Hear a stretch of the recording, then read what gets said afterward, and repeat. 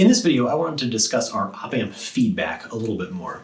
So the last Opamp circuits we saw in the previous video, those all relied on negative feedback, meaning that there's a connection between the output and the inverting input to our Opamp.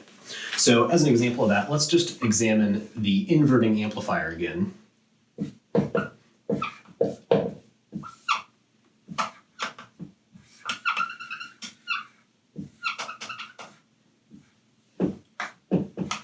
Which looks like this, and we'll pick some actual values, 1K, 10K. So this is an inverting amplifier with a gain of -10. Okay, so the negative feedback here is referring to the fact that our output is connected to this inverting input, the negative input.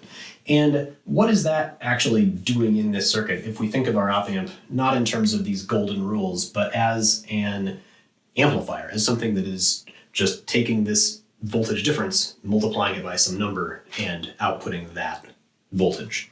So the way this works is the following. Let's actually use some example numbers. I think that'll be easier to see. So let's say at the input we have plus 0.5 volts in, which means given our gain of -10 at our output, we have -5 volts at the output.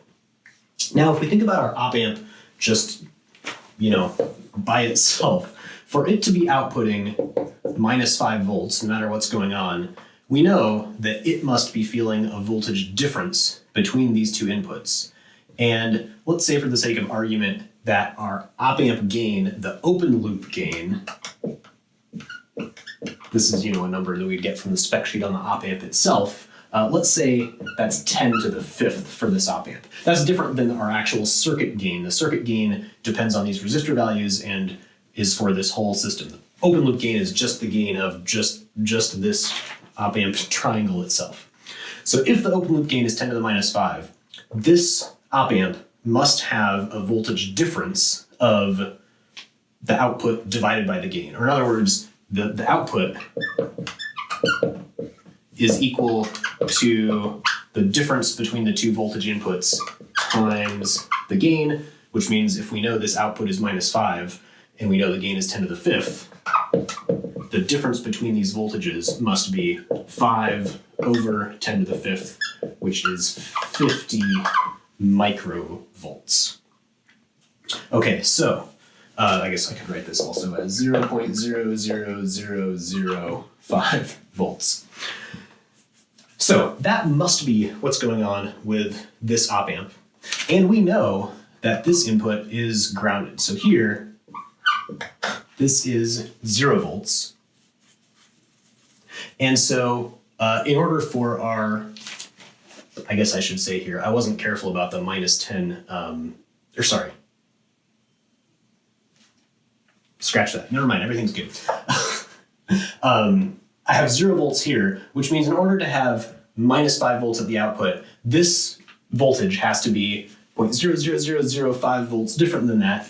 And for the output to be negative, the inverting input should be higher than the plus input, the non-inverting input. So that means that we know the voltage here at this point is not actually 0, as the golden rules would have us believe. It is actually plus 0.00005 volts at that point.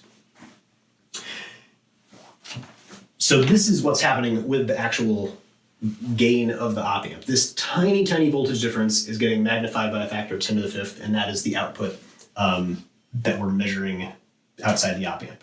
Now, why this voltage is there, well, that's still acting like a voltage divider, between our input voltage, the two resistors, and this output voltage that the op-amp is supplying, right? That's how the op-amp is able to change this input. Okay, so anyway, the point is, this is not exactly 0. This is 0.00005 according to our assumption about the gain that we've made. But we don't care about voltage differences this small, right? For all purposes for physics 315, this is the same as the voltage being 0. And so our golden rules here are working because because there is this feedback, and the open loop gain is so big. It's so big that it means this voltage difference is so tiny that we can say these are effectively the same, that 0 is the same as 0.0005. So yeah, the golden rules rely on this open loop gain being high. All right, great. Now let's talk a little about what else is going on with this feedback. So this feedback is negative feedback, meaning that if our output is slightly too high,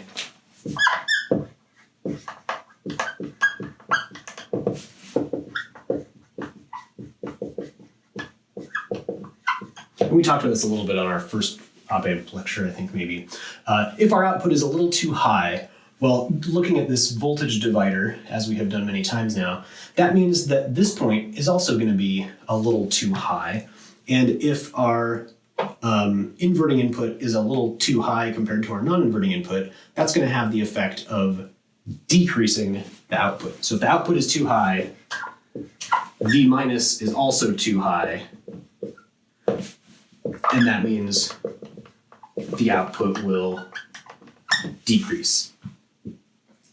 If our output is too low, this point will be too low and the output will increase. So in other words, that is causing there to be this one stable value of the output given the inputs.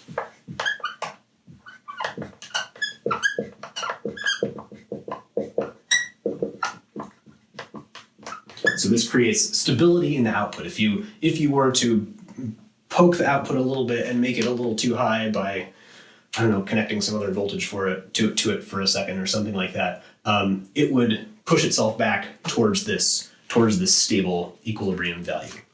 And that's what negative feedback does in lots of different other physical systems, but that's the example here.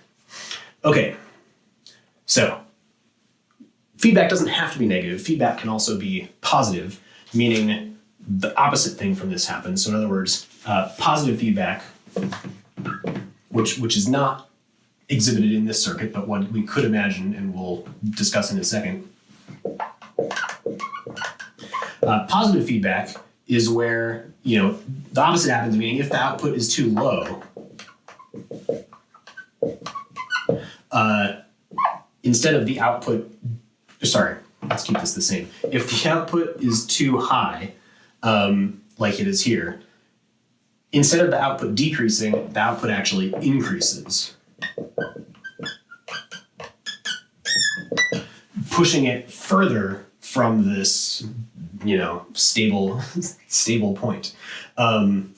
So the result of that, well, and I should also say the opposite of this, if the output is too low, our output is going to decrease. So whatever equilibrium point there is that we might get with this negative feedback, the positive feedback is pushing the circuit away from any stable point. It is going to turn the output all the way up or turn the output all the way down. Our output is always going to stay at the extreme values.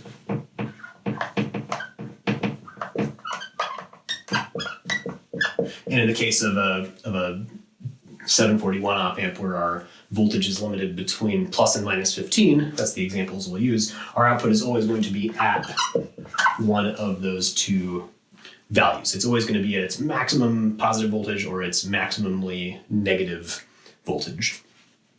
All right, so in the next video, we're going to see some examples of how positive feedback is useful.